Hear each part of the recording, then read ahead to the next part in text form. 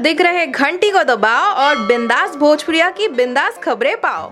बिहार में बाढ़ ने अब तक तकरीबन 300 लोगों की जान ले ली है, जबकि लाखों लोग बेघर हो चुके हैं।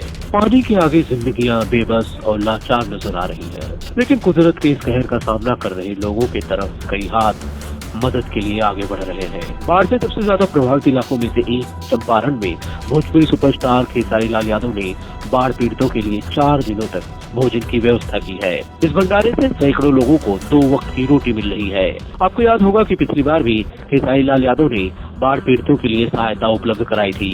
उन्होंने अपनी फिल्म होगी प्यार की जीत के प्रदर्शन को भी बाढ़ के चलते रुकवा दिया था। तब खेसारी लाल ने कहा भी था कि जब मेरा दर्शक पानी के तांडव से जूझ रहा है तो भला मैं फिल्म कैसे रिलीज करूं। खैर, खेसारी लाल जैसे कई और लोग हैं जो बाढ़ से पीड़ित आम लोगों की मदद करने के लिए आगे आ रहे हैं। फिलहाल तो सब यही दुआ कर रहे हैं कि आसमान से बरसती ये आफत जल्द से जल्द रुक जाए और जिंदगी एक बार फिर पटरी पर लौट आए।